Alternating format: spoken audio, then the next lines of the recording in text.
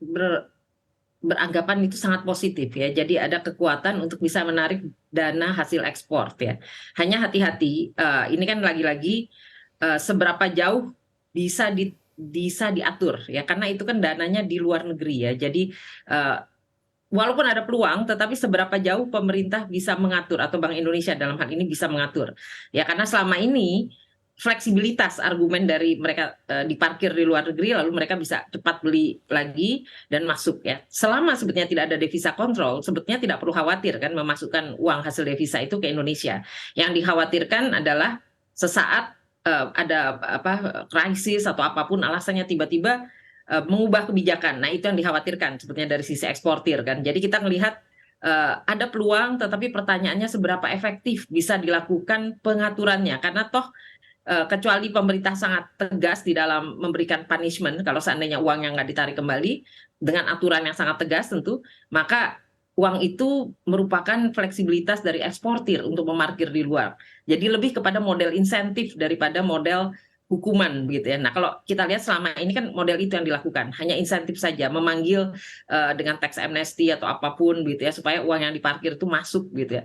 Dan kalau kita lihat hasilnya ya tidak terlalu sesuai dengan yang diharapkan ya. Jadi belum mencapai hasil yang optimal sampai hari ini. Jadi kalaupun ada peraturan yang lebih tegas itu memang perlu jelas sistem insentifnya, apa kewajiban mereka yang eksportir dan apa yang diberikan pemerintah sebagai insentif atau dalam hal ini sistem perbankan yang memberikan insentif. Ini yang tidak jelas. Karena hari ini kalau kita lihat ya sebagian besar eksportir lebih suka DHE-nya segera ya digunakan lagi untuk bahan yang berikutnya. Jadi lebih sering diparkir gitu ya, daripada masuk, dan itulah yang menjadi PR Indonesia akan memanggil kembali. Ya dengan aturan-aturan yang kita harapkan sangat memberikan insentif untuk mereka kembali. Baik, apakah insentifnya saja yang harus diperjelas? Bagaimana dengan sanksinya? Ya, justru itu. Ini kan sampai hari ini hanya moral suasion, hanya menghimbau, menarik dengan tax amnesty, ada berbagai cara menarik.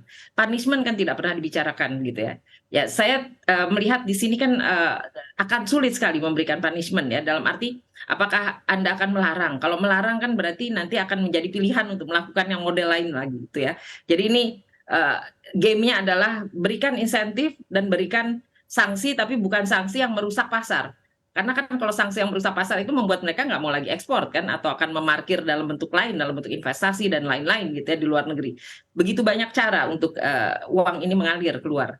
Yang penting adalah membuat sistem pasar di Indonesianya itu kuat ya, sehingga mereka masuk karena sukarela daripada masuk kita khawatir menjadi devisa kontrol ya, jadi membuat orang tidak punya insentif kan, itu yang nggak baik gitu ya. Kita inginnya adalah membangun pasar ekspor yang baik di dalam negeri sehingga mereka uangnya masuk keluar dengan cepat gitu ya, dan itu yang harus diberikan sistem insentif yang tegas ya, lebih daripada bukan punishmentnya yang dipertegas tapi insentif dan punishment itu harus selaras gitu ya.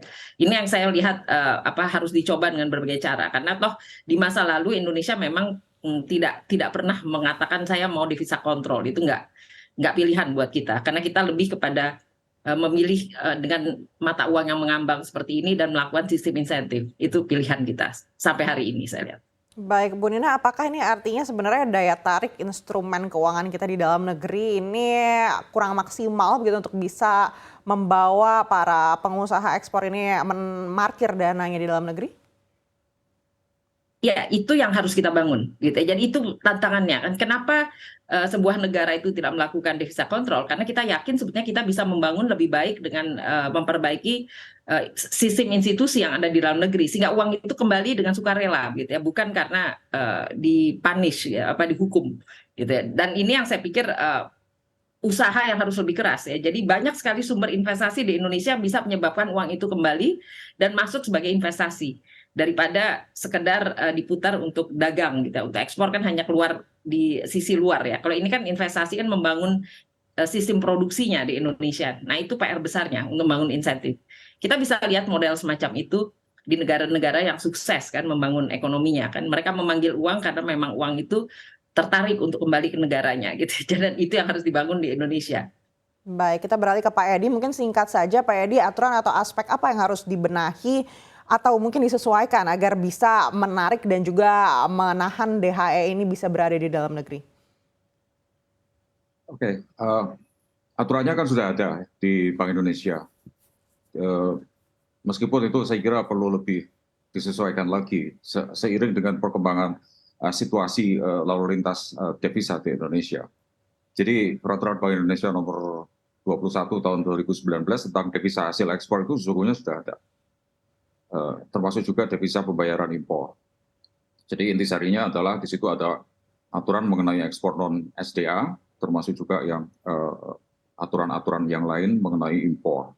Jadi intisarinya kita ingin sebanyak mungkin memasukkan devisa hasil ekspor itu ke dalam negeri. Cuma bagaimana caranya? Karena selama ini tidak terlalu efektif, ya. Belum terlalu efektif. Oleh karena itu maka kemudian ada beberapa insentif mekanisme. Saya kira itu betul tadi yang disampaikan oleh Bu Nina.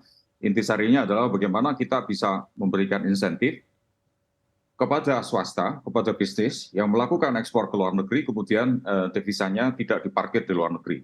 Nah, aturan yang akan di-launching saya kira oleh Bank Indonesia, mestinya yang berkaitan dengan suku bunga, ya. Termasuk juga di dalamnya adalah saya kira berkaitan dengan kesepakatan-kesepakatan yang perlu dibangun antara lembaga-lembaga ekonomi, perbankan, kemudian dengan Bank Indonesia, khususnya karena Bank Indonesia yang diberi amanah untuk mengatur lalu lintas devisa ini. Terutama untuk yang SDA, saya kira kan besar sekali itu. Tapi juga saya merasakan, karena kebetulan saya juga di Kadin, di Dewan Penasihat Kadin, saya merasakan para pengusaha ini juga perlu semacam pendekatan-pendekatan dari Bank Indonesia kepada lembaga-lembaga swasta ini untuk diajak lebih kuat lagi bermusyawarah, untuk ngobrol, untuk diundang, berdiskusi sedemikian rupa sehingga kemudian dari hati ke hati ketika kondisinya sedemikian parah misalnya, tapi saya tidak menginginkan kondisinya parah, itu nanti DHE bisa membantu perekonomian Indonesia menjadi lebih kuat dari sisi international reserve yang kemudian dikelola oleh Bank Indonesia. Nah, saya kira dengan pendekatan-pendekatan selain insentif, termasuk juga selain sanksi yang saya kira selama ini sudah juga diterapkan oleh Bank Indonesia, pendekatan-pendekatan interpersonal saya kira sangat penting dilakukan oleh lembaga-lembaga ini, KSSK misalnya, lebih luas lagi dari Bank Indonesia kepada teman-teman kita di dunia bisnis. Baik. Saya kira dari hal itu maka pemahaman satu dengan yang lain akan tercipta dan kemudian ada kekuatan. Karena bagaimanapun juga lembaga-lembaga ini termasuk juga swasta dan bisnis itu sesungguhnya they live in Indonesia, they will contribute to Indonesia, and they have a call on duty for Indonesia.